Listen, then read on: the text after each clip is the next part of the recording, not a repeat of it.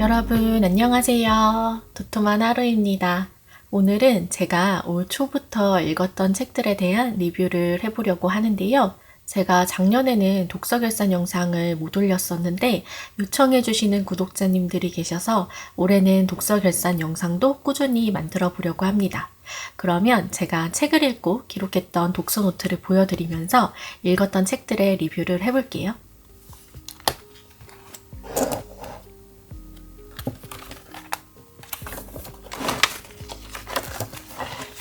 올해 첫 번째로 읽은 책은 박지수 작가님의 나의 꿈 부자 할머니입니다. 책 제목이 우리 모두의 꿈이기도 하죠.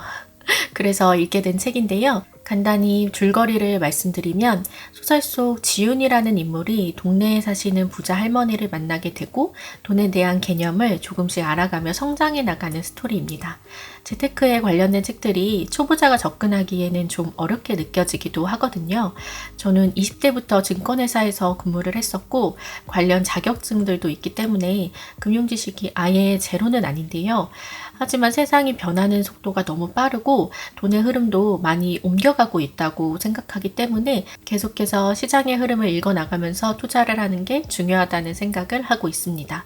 그래서 재테크 관련된 책들을 꾸준히 읽어나가려고 노력을 하고 있어요. 근데 또 어려운 것부터 시작을 하기보다는 이렇게 소설 형식으로 약간의 맛보기 정도로 재테크의 큰 틀을 가져갈 수 있는 책이 좋다는 생각이 들었습니다. 그래서 이 책은 사회초년생이나 재테크를 처음 시작해 보시려는 분들에게 많은 도움이 될 것 같은 책입니다.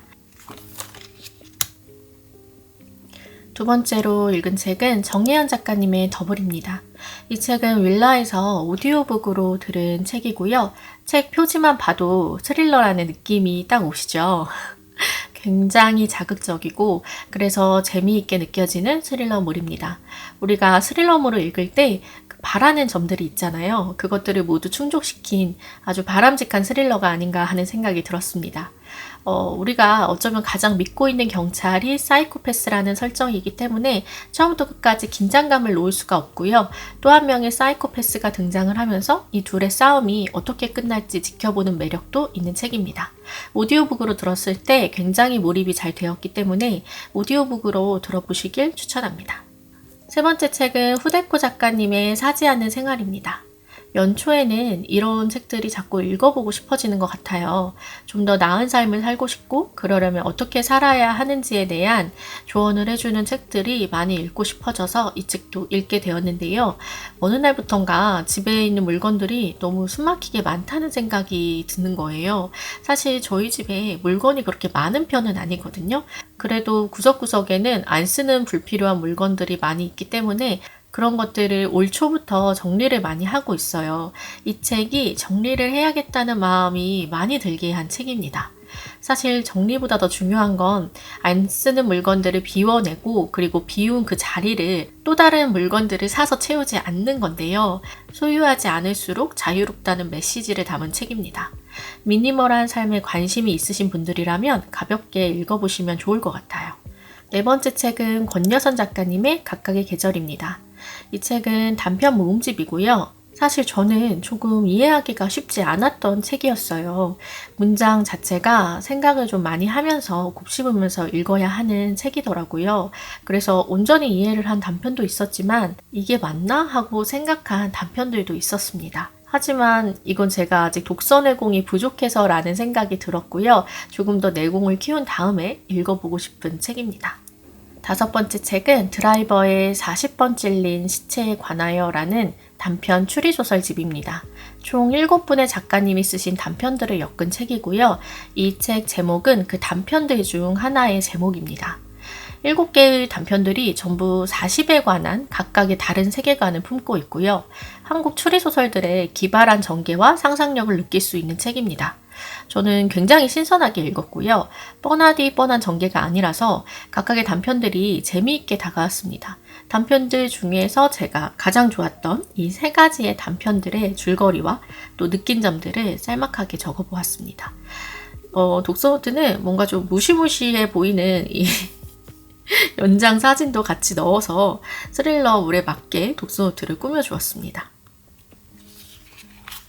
그리고 6번째, 7번째 책은 같이 리뷰를 해볼게요. 제가 올 초에 건강에 굉장히 꽂혀서 엄청 열심히 관련된 책들을 찾아봤거든요. 사실 이 책들 말고도 발췌해서 읽은 책들이 꽤 많이 있는데 그 책들은 완독을 한 건 아니기 때문에 이렇게 두 책들만 독서노트로 정리를 했습니다. 요즘 건강 관련해서 가장 큰 화두가 되는 것이 바로 혈당 관리인 것 같아요. 건강에 관한 이론들이 유행이 있죠. 간헐적 단식이라든지 저탄고지라든지 여러 가지 유행들이 있었고 요즘은 이 혈당 관리와 맞물려서 무엇을 먹느냐가 건강을 좌우한다고 말하고 있습니다. 그래서 제가 읽은 책이 식사가 잘못됐습니다 라는 책이고요. 그리고 정세현 작가님의 염증 해방이라는 책입니다. 두 책 다 혈당 관리의 중요성과 음식을 가려 먹어야 한다는 주제를 포함하고 있고요. 조금 다른 점은 이 염증 해방을 쓰신 작가님은 한의학 박사님이셔서 그런지 조금 더 한의학에 기초한 내용들을 담고 있습니다. 우리가 건강하기 위해서는 당 관리를 해야 하고 혈당 스파이크를 막기 위해서 어떤 음식을 먹어야 하고 또 어떻게 생활을 해야 하는지에 대해서 두 책은 알려주고 있습니다. 관심이 있으신 분들이라면 이 책들이 밀리의 서재에 올라와 있으니까 읽어보시면 많은 도움이 될 것 같습니다. 독서노트는 이렇게 좀 우리가 먹는 음식들로 이렇게 꾸며주었습니다.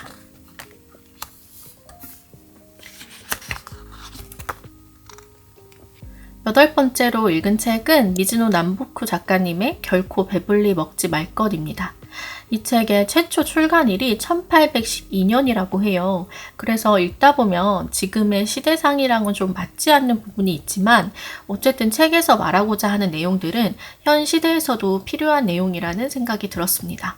음식을 먹는 것부터 기륭화복이 시작된다는 메시지를 담고 있고요. 음식을 절제하는 것이 장수의 비결이며 더 나아가서는 성공을 위한 열쇠라고 말하고 있습니다. 또 필사하기에 굉장히 좋은 책이에요. 저도 그래서 독서노트를 이렇게 2페이지에 걸쳐서 꽤 길게 적었고요. 매일 한 문단씩 읽으면서 마음에 새기면 좋을 책입니다. 9번째 책은 백수린 작가님의 눈부신 안부입니다. 이 책은 제가 독서 브이로그에서 자세히 리뷰를 했었죠. 그래서 간단히만 말씀을 드릴게요. 너무너무 좋았던 책이고 백수린 작가님의 보석 같은 문장들을 읽으면서 제가 한국 소설을 좋아하는 이유를 다시 한번 느낄 수 있었던 책입니다. 별점 5개인 만큼 꼭 읽어보셨으면 좋겠습니다. 10번째 책은 박완서 작가님의 사랑을 무게로 안 느끼게입니다. 이 책은 출판사에서 보내주신 책이고 제가 영상으로도 소개를 해드렸던 책입니다. 지금은 우리 곁에 안 계신 박완서 작가님의 생각과 그 당시의 시대상을 글로써 느낄 수 있는 책입니다. 독서노트는 어토와이언에서 선물해주신 제품들로 이렇게 꾸며보았습니다.